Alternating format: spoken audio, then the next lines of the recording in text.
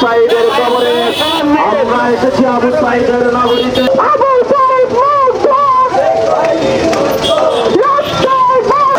বিচারের সংস্কার এই মুহূর্তে দরকার। আবু সাইদ মুগ্ধ, শেষ হয়নি যুদ্ধ।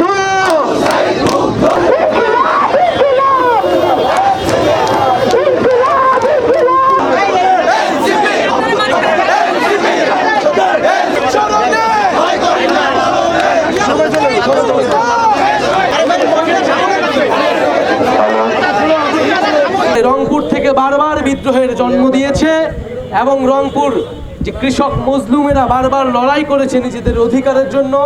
আমরা সেই মজলুম কৃষকের লড়াইয়ের ইতিহাসকে বুকে ধারণ করি এবং সেই ইতিহাস ধারণ করেই আমরা নতুন বাংলাদেশ গড়ার স্বপ্ন দেখি। ফলে 1947 সালের যে উপনিবেশ বিরোধী লড়াই, 71-এর স্বাধীনতা সংগ্রাম এবং 24-এর গণঅভ্যুত্থান সবকিছুর সাথেই জড়িয়ে আছে এই রংপুরের ইতিহাস। ফলে রংপুর থেকেই এবার আমরা আমাদের পদযাত্রা তাই শুরু করেছি এই 1 জুলাইতে।